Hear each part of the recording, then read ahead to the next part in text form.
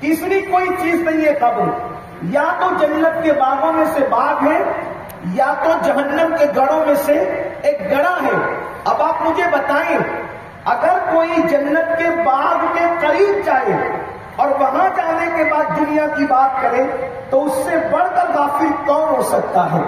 اگر کوئی جنت کے باغ کے قریب جا کر کھڑا ہو اور پھر وہ وہاں پر گیم کھیلے موبائل پر تو اس سے بڑھ کر غافل کون ہو سکتا ہے؟ قبرستانوں میں بیٹھ کر، جنت کے باغ کے قریب بیٹھ کر اگر کوئی گانجا پیے، چرس پیے، تاش کے پتے کھیلے، اس سے بڑھ کر کے بدترین انسان کون ہو سکتا ہے؟ اور اگر قبر جنت کا باغ کسی کی نہیں ہے، جہنم کا گڑھا ہی سمجھ لے، تو بتاؤ جو جہنم کے گڑھے کے قریب ہوگا، کیا معاذ اللہ وہ کوئی گناہ کا کام کرے گا، وہ کوئی جرائم کرے گا، وہ کوئی برائی کرے گا، وہ کوئی بے حیائی کرے گا؟ نادان انسان! جس دن حضرت جبریل امین کو اللہ نے فرمایا جبریل جاؤ اور جاتے جاتے جہنم کا مشاہدہ کر لو، تو حضرت جبریل جب جہنم کا مشاہدہ کر کے بارگاہ رسالت میں آئے تو اللہ کے رسول علیہ السلام نے پوچھا جبریل کیا بات ہے، آج تمہارے چہرے پہ تبسم نہیں ہے، آج تمہارے چہرے پہ مسکراہٹ نہیں ہے، جب تم آیا کرتے تھے تو تمہارے چہرے پہ جو تبسم کھیلا کرتا تھا آج وہ تمہارے چہرے پہ تبسم نہیں ہے۔ تو جبریل امین عرض کرتے ہیں یا رسول اللہ آج جبریل کیسے مسکرائے کہ میں جہنم کو دیکھ کر کے آ رہا ہوں۔ جس نے جہنم کو دیکھ لیا ہے وہ معصوم ہونے کے بعد بھی مسکرانے کی جرات نہیں کرتا۔ میری قوم کے جوانوں، آج قبرستانوں کو لوگوں نے کیا سمجھ لیا ہے؟ صرف عائشہ نگر قبرستان کی بات نہیں کر رہا ہوں، اللہ اکبر، قبرستان میں رشتوں کی بات ہو رہی ہے، قبرستان میں پلاٹ کی خریدی اور بکری کی بات ہو رہی ہے، قبرستان کے اندر اللہ اکبر کھانا پینا چل رہا ہے، ہنسی مذاق چل رہی ہے۔ سن لو، اللہ کے سچے رسول غائب نبی صلی اللہ علیہ وسلم نے ارشاد فرمایا موت کی جو حقیقت کو میں جانتا ہوں، اگر تمہیں پتا چل جائے تو تم اس طریقے سے پگھلنے لگو جیسے نمک پانی کے اندر پگھلتا ہے۔ موت کی حقیقت کیا جانتے ہو؟ جس گھاٹی سے گزر رہے دکان، مکان، منصب، نسب، دولت، حسن، جوانی کے غرور اور گھمنڈ کے اندر ڈوبنے والوں، آؤ، گنہگار کی موت تو گنہگار کی ہے، فاسقوں کی موت تو فاسقوں کی ہے، فاجروں کی موت تو فاجروں کی ہے، مجرموں کی موت تو مجرموں کی ہے۔ نیک لوگوں کو بھی جب موت آتی ہے تو ان کی درجات کی بلندی کے لیے اللہ انہیں بھی تکلیفوں سے گزارتا ہے۔ فقیہ ابو اللہ سمرقندی اپنی کتاب میں لکھتے ہیں ایک دن حضرت سیدنا عبداللہ ابن عمرو ابن عاص نے اپنے بابا سیدنا عمرو ابن عاص سے پوچھا بابا جب موت آتی ہے تو کیسا لگتا ہے؟ تھوڑا ذرا غور کرنا۔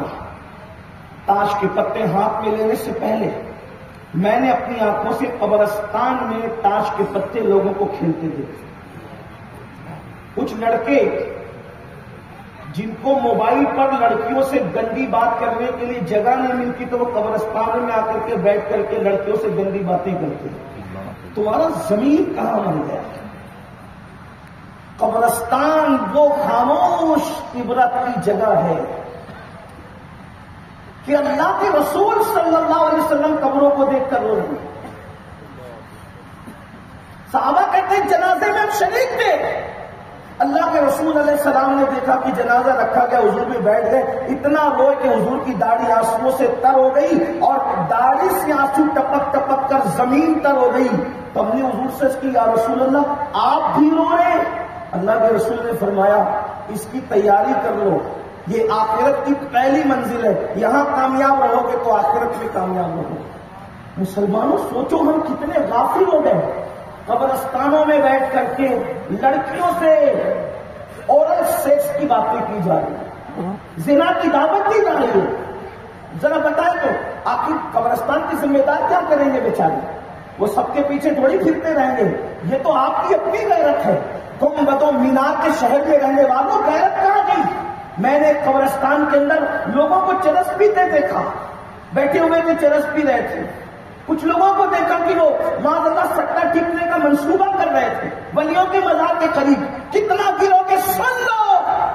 کسی کی نگاہوں سے چھپ کر جرم کرنے والوں، میرا اللہ ارشاد فرماتا ہے تم سب کی نگاہوں سے چھپو گے، کیا رب کی نگاہوں سے بھی چھپو گے؟ ان اللہ کان علیکم رقیبا، اللہ تم پر کڑی نگرانی کر رہا ہے۔ اور سب سے چھپ کر گوشے تنہائی تلاش کرنے والوں سنو، میرا اللہ ارشاد فرماتا ہے وَمَعَكُمْ أَيْنَمَا كُنْتُمْ، تم جہاں کہیں ہو اللہ تمہارے ساتھ ہے اور اتنے قریب ہے، نحن اقرب الیہ من حبل الورید، وہ تمہاری شہرت سے زیادہ قریب ہے۔ عبداللہ ابن عمرو ابن عاص نے پوچھا بابا موت کیسے آتی ہے؟ فرماتے ہیں بیٹا زمین اور آسمان انسان کے سینے پہ رکھ دیے جائیں تو جتنا وزن محسوس ہوتا ہے اس سے زیادہ وزن انسان کو موت کے وقت لگتا ہے۔ سنیں، اس گھاٹی سے گزرنا ہے، مسجدوں کو ویران کرنے والوں، قبرستان کو تماشا بنانے والوں، اس گھاٹی سے گزرنا ہے۔ لوگ قبرستان آتے تھے، سیدنا عثمان غنی قبروں پر کھڑے رہ کر روتے تھے۔ لوگوں نے کہا موت کا ذکر سن کر اتنا نہیں روتے جتنا آپ جو وہ قبروں پر کھڑے ہو کر روتے، فرماتے یہ آخرت کی پہلی منزل ہے، یہاں کامیابی دوڑ جانا کامیابی۔ اور ایک بات یاد رکھنا بڑی معذرت کے ساتھ، میرے اپنے شہر کے لوگوں میں آپ کے درمیان کھل کے بات کرتا ہوں، ویسے تو ہر جگہ ہی کرتا ہوں لیکن یہاں زیادہ کھل کے کرتا ہوں۔ قبر وہ جگہ ہے نہ کسی کی دادا گیری چلے گی نہ کسی کی بابا گیری چلے گی، کسی کی کچھ نہیں چلے گی وہاں صرف اور صرف ایمان کے بعد عمل پوچھا جائے گا، عمل۔ اور سوچو تو صحیح، اگر کھیت کا بچھو ڈس لے تو ہماری کیفیت کیا ہوتی ہے؟ جہنم کے بچھوؤں کی جگہ ہے قبر، کیا ہوگا؟ عبداللہ ابن عمرو ابن عاص کہتے ہیں میرے بابا نے مجھے بتایا زمین اور آسمان اگر سینے پہ سمیٹ کے رکھ دیے جائیں تو اتنا بوجھ نہیں لگتا جتنا بوجھ موت کے وقت لگتا ہے۔ اور فرمایا میرے بیٹے جب موت آتی ہے تو انسان کو ایسا لگتا ہے کہ وہ ناک سے سانس نہیں لے رہا ہے بلکہ سوئی کے ناکے سے سانس لے رہا ہے، ایک کیفیت ہوتی ہے۔ اور پھر فرماتے ہیں بیٹا اگر کسی کے پیٹ میں ببول کا درخت اگا دیا جائے اور نیچے سے زور سے اس کو کھینچا جائے تو اس کی کیفیت کیا ہوگی؟ اس سے زیادہ تکلیف مرنے والے کو ہوتی ہے۔ اب بتاؤ مسلمانوں، یہاں آ کر تو ہمیں بیٹھ کر سوچنا تھا کہ میں نے بھی مٹی میں ملنا ہے، میں نے بھی پگھلنا ہے۔ زمین کھا گئی آسماں کیسے کیسے، چلتی یہاں کسی کی سرداری، چلتی یہاں کسی کی ڈگریاں، چلتا یہاں کسی کا علم گرو، چلتا کسی کا یہاں نسب کا گرو، چلتا یہاں کسی کے حسن کا گرو۔ بتاؤ تو صحیح کتنے خوبصورت چہرے زمین میں ملتے ہیں جا کر کے، اللہ اکبر۔ لوگ کہنے والوں نے کہا ہے پیالہ کیوں خوبصورت؟ ایک مرتبہ مولا علی کے ہاتھ میں مٹی کا پیالہ آیا تو میرے مولا نے پیالے کو دیکھ کر آنسو بہایا۔ مولا کائنات سے پوچھا گیا آپ مٹی کا پیالہ دیکھ کر کے کیوں رو رہے ہیں؟ ارشاد فرماتے ہیں کتنے خوبصورت چہرے اس مٹی میں ملے ہوں گے تب کہیں جا کر کے یہ خوبصورت پیالہ بنا ہے۔ اللہ اکبر۔ ایک آخری بات عرض کر دوں پھر اینڈ کی طرف ہم چلتے ہیں۔ آپ جانتے ہیں اللہ اکبر انسان کچھ بھی ہو اگر وہ آخرت کی تیاری نہ کرے بربادی بربادی بربادی۔ انسان سوچتا ہے میں دکان بنانے آیا، مکان بنانے آیا، کاروبار بنانے آیا، کارخانے بنانے آیا، سائزنگ بنانے آیا، یہ کرنے آیا، وہ کرنے آیا، وہ کرنے آیا۔ قرآن کہتا ہے کچھ کرنے نہیں آیا۔ الذی خلق الموت والحیات لیبلوکم ایکم احسن عملا، ہم نے زندگی اور موت اس لیے پیدا کیا ہے تاکہ تھوڑی سی زندگی دے کر تمہیں آزمائے کہ کون اچھا عمل کرتا ہے۔ میرے بھائیوں ہم تھوڑی سی زندگی لے کر آئے۔ صوفیہ کے نزدیک، جن صوفیہ کا ہم نام لیتے ہیں، صوفیہ کے نزدیک زندگی کتنی ہے؟ پیدائش ہوئی، اذان ہوئی، اقامت ہوئی، مر گئے، نماز ہو گئی۔ حالانکہ فقہی جو ہے وہ اس کا کوئی اذان نماز کا تعلق نہیں ہے، لیکن صوفیہ کیا فلسفہ موت و حیات کی ہے؟ پیدا ہوئے، اذان میں اقامت ہوئی، مر گئے، نماز ہوئی، یعنی اقامت اور نماز کے درمیان جتنا وقفہ ہوتا ہے اتنی اپنی زندگی ہے۔ اب اتنی سی زندگی میں اچھا عمل کر کے ہمیشہ کی جنت لے لو یا برا عمل کر کے جہنم کا عذاب مول لے لو، بتاؤ کیا کرنا چاہتے ہیں؟ قبر کو جنت کے باغوں میں سے باغ بنا لو یا جہنم کے گڑوں میں سے گڑا بنا لو؟ اس بات کو اچھی طرح یاد رکھنا۔ جو آخری بات عرض کرنے چلا تھا اختتامی وہی ہے، ایک مرتبہ کا واقعہ ہے، دو بھائیوں میں جھگڑا ہوا زمین اور جائیداد کے اوپر۔ وہ بھائی کہتا تھا اتنی زمین تیری، اتنی میری، اتنی زمین تیری، اتنی میری۔ سوچو تو صحیح آدمی زمینوں کے لیے، جائیداد کے لیے، مال کے لیے، دولت کے لیے کیا نہیں کرتا؟ یاد رکھنا بھائیوں، جانا ہے تو سب چھوڑ کر جانا ہے۔ قرآن کہتا ہے لا تنس نصیبک من الدنیا، دنیا سے اپنے نصیب کا مت بھولو، کتنا بھی جما لوگے لے کر کچھ نہیں جانا سوائے کفن کے۔ اور کووڈ نے تو بتا دیا، لوگ خود کا کفن بھی لے کر نہیں گئے۔ سوچو تو صحیح کیا حالات ہے، لوگ خود کا کفن لے کر نہیں گئے۔ جو وہ 8-10 بچی اور پوتوں پر گھمنڈ کرتے تھے، میرا پوتا میرا بیٹا، سوچو تو صحیح بچوں کے کاندھے ان کو نصیب نہیں ہوئے، بیٹوں اپنے جنازوں میں شرکت نہیں کی، اور دنیا میں پتا چل گیا کوئی اپنا نہیں ہے۔ عمل لے کر کے جاؤ گے تو کامیابی ہے، ورنہ بربادی ہے۔ لڑائی ہو رہی ہے زمین پر، تیری اتنی میری اتنی، تیری اتنی میری اتنی، ایسے میں ٹوٹا ہوا مٹی کا برتن پڑا تھا، ٹوٹا ہوا مٹی کا برتن پڑا تھا، اس سے آواز آئی میری بھی تو سن لو۔ جب مٹی کا برتن بول پڑا تو دونوں بھائی لڑتے لڑتے مٹی کے برتن کی طرف دیکھتے ہیں کہ تو کون ہے؟ کہا پہچانا، چند صدیوں پہلے میں یہاں کا بادشاہ تھا، اس زمین کا بادشاہ تھا میں، تو یہ برتن سے کیسے بول رہا ہے؟ کہا اللہ نے جب بادشاہ دی تو میں اللہ کو بھول گیا، پھر مر گیا، عبرت کی موت آئی، مر گیا تو مٹی ہو گئی۔ توجہ، مر گیا مٹی ہو گیا، مٹی میں دفن ہو گئی، مٹی میں مٹی مل گئی۔ منہا خلقناکم وفیہا نعیدکم ومنہا نخرجکم تارۃ اخری، مٹی سے بنے ہو، گھمنڈ کس بات کا؟ گھمنڈ کس بات کا ہے؟ بنے مٹی سے ہو، گھمنڈ کس بات کا ہے؟ ملنا مٹی میں ہے، گھمنڈ کس بات کا ہے؟ اٹھنا اسی مٹی سے ہے۔ مٹی مٹی اور مٹی کس بات کا گھمنڈ ہے؟ کس بات کا غرور ہے؟ کہاں ہے کس بلا کی میں سے ہے سرشار ہم، دن ڈلا ہوتے نہیں ہوشیار ہم۔ مل گیا مٹی میں، نیچے کی مٹی اوپر، اوپر کی مٹی نیچے، لوگوں نے پیشاب تک کیے، پاخانہ تک کیا ہے نا، مٹی میں مل گیا، لیکن احساس تو باقی رہتا ہے نا۔ پوچھے اپنے علماء سے، مرنے والا مٹی میں بھی مل جائے تو روح سے تعلق کی بنیاد پر احساس باقی رہتا ہے، یہ ہمارا عقیدہ ہے۔ پھر کیا ہوا؟ اوپر کی مٹی نیچے، نیچے کی اوپر آئی تو کوئی کمہار سمجھتے ہیں، سب اپنے شہر کے لوگ ہیں، آپ میری بات نہیں سمجھیں گے تو پھر میں نے زندگی میں تقریر ہی نہیں کری۔ کمہار مٹی اٹھا کے لے گیا، اور مٹی اٹھا کے لے گیا اور مٹی کو سڑایا، اور اس مٹی سے پیالہ بنا، پیالہ بازار میں بکا، بازار میں بکنے کے بعد کسی کے گھر استعمال ہوتا رہا، پھر کسی کنیز سے ٹھوکر لگی اور وہ پیالہ 2 ٹکڑے ہو گئے، اور آج یہاں مٹی میں پڑا ہوا ہے۔ کبھی ہم بادشاہ تھے اور آج مٹی کہاں پڑی؟ یہ وہ لوگ ہیں جو موت کی تیاری نہیں کرتے، توجہ، یہ وہ لوگ ہیں جو موت کی تیاری نہیں کرتے، غفلت، غرور، گھمنڈ اور دولت کی اور دنیا کی محبت میں جیتے ہیں۔ یہ وہ لوگ ہیں جو مٹی بن کر کے ٹوٹتے اور جڑتے رہتے ہیں، ذلیل و رسوا ہوتے ہیں، مگر اللہ کے وہ بندے جو اللہ کے لیے جیتے ہیں، اللہ کے لیے مرتے ہیں، جب تک زمین پہ ہوتے ہیں تب بھی دنیا ان کو سلام کرتی ہے، اور جب زمین کے اندر جاتے ہیں تو ان کے نام سے ایسی محفل ہو سکتی ہے اور ان کے نام کی ایسی یادگاریں قائم کی جائیں گی۔ نعرہ تکبیر! جو اللہ کے لیے جیتے ہیں، مسلمان مخدوم اشرف کے اس شہزادے کا نام ہے۔ کون کہتا ہے کہ دنیا میں رہ کر کے آدمی دنیا داری سے دور رہ سکتا ہے؟ یہی تو صوفیہ کا مسلک ہے، نہ ہم ترکے دنیا کے قائل ہیں نہ غرقے دنیا کے قائل ہیں۔ دنیا میں رہ کر ایسے ہی رہو جیسے امام غزالی کہتے ہیں، کشتی پانی میں رہے تو کامیاب ہے، کشتی میں پانی آ جائے تو کشتی ڈوب جائے گی۔ یہی تو ہے نا صوفیہ۔ مصنع میاں رحمت اللہ علیہ کیسے بڑے گھرانے کے تھے، لیکن اللہ اکبر کسٹم آفیسر رہے، لیکن کوئی رشوت کا دھبا نہیں بتا سکتا، نہیں بتا سکتا۔ ارے اس کے دامن پہ رشوت کا دھبا کیا کوئی بتا سکے گا جس کے چہرے کو دیکھ کر مخدوم اشرف کا جمال یاد ہوتا ہے۔ سبحان اللہ، سبحان اللہ۔ ہم نے بھی اپنے بچپنے میں ان کی زیارت کی ہے، چہرہ ایسے جیسے کھلتا ہوا گلاب، چہرہ ایسے جیسے کھلتا ہوا گلاب، اور اس کے بعد دوسری شخصیت کو دیکھیں تو وہاں بھی حسن کا یہی ہے۔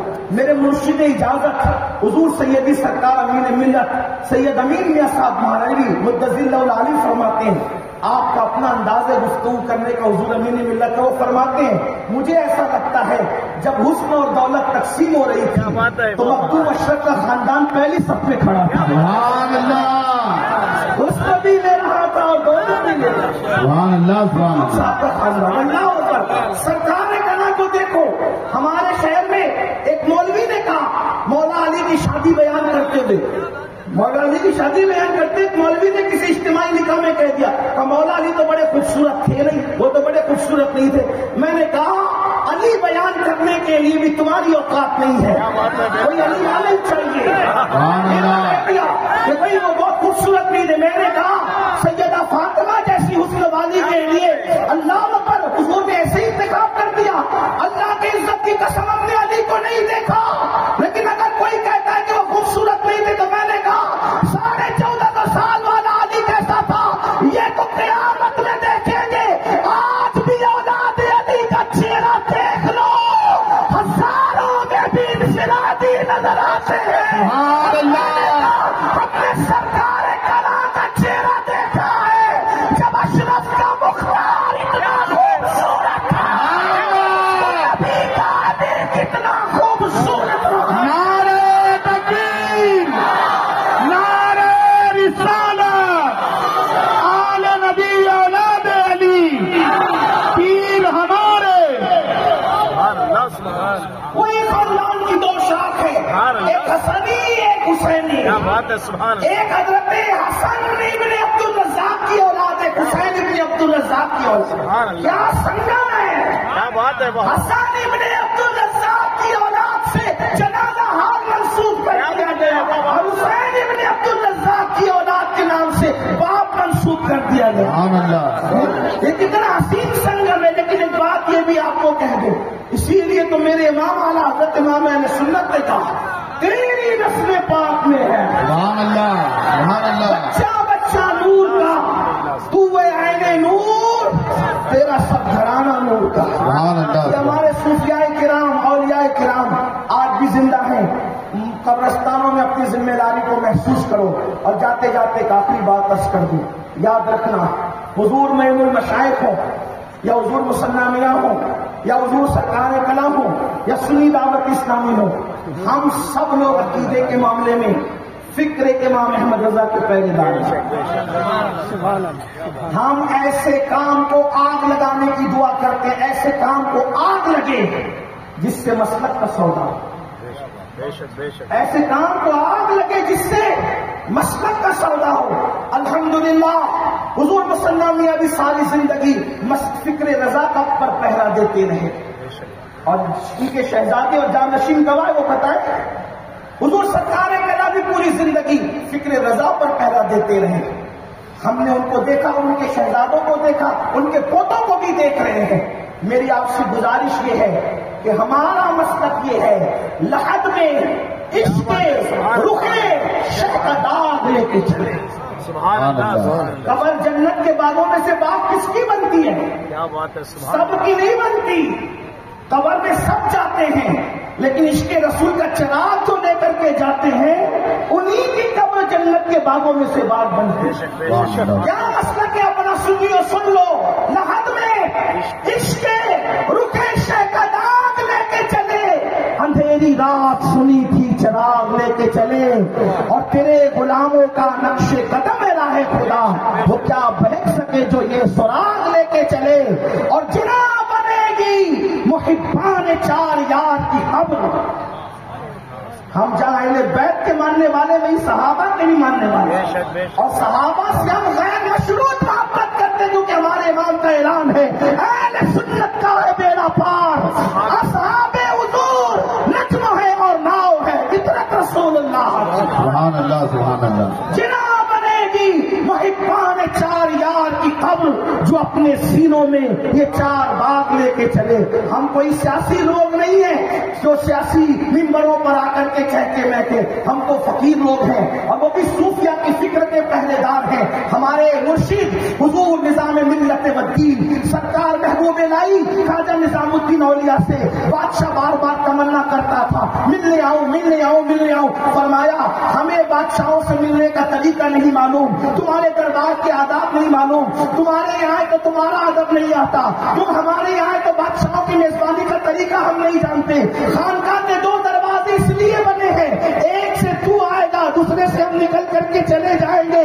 اور اس مختوم کے غلام جسے دنیا تاریخ السلطنت مختوم اشرف جان سمنانی کہتی ہے, جو قدوۃ الکبریٰ ہے, جو ولیوں کا اپنے زمانے کا بے تاج بادشاہ ہے, جو اپنے اولیاء اللہ میں جو اپنے دور میں تابعی ہے, تابعی مختوم اشرف جان سمنانی کی انفرادی شان یہ ہے کہ وہ تابعی ہے, تابعیت کا مقام رکھتے ہیں. غوث العالم ہے, قدوۃ الکبریٰ ہے, اشرف سمنانی ہے, جہانگیر ہے, جہانگیر بھی ہے اور جہانگیر بھی ہے. جس اشرف نے تخت کو ٹھکرا کر خدا کی طرف سفر کیا, ان کے سچے غلام خدا کو چھوڑ کر دنیا کی غلامی کیسے کر سکتے ہیں؟ ہمیں تو یہ درس دیا گیا ہے کہ مخدوم اشرف کا جو مشن ہے کیا ہے, دنیا میں اتنا ہی رہو جتنی ضرورت ہے. یہی اپنی فکر ہے, یہی اپنا طریقہ ہے. مخدوم صاحب نے یہی پیغام دیا. تو میں عرض یہ کر رہا تھا کہ ہم لوگ چندے کے بندے نہیں ہیں اور فکر رضا کو بیچنے والے بھی نہیں ہیں. کیا بات ہے, اگر ہم کسی فکر رضا کی بات کرتے صرف اپنی آخرت کے لیے, اور میں صرف آپ لوگوں کو گواہ بنانے کے لیے اس منبر پر بیٹھے ہوئے ہر فرد سے پوچھنا چاہتا ہوں کہ حسام الحرمین کو جانتے ہو؟ اگر جانتے ہو تو ٹھیک, نہیں جانتے ہو تو میں آپ کو تعارف کراؤں حسام الحرمین ہے کیا.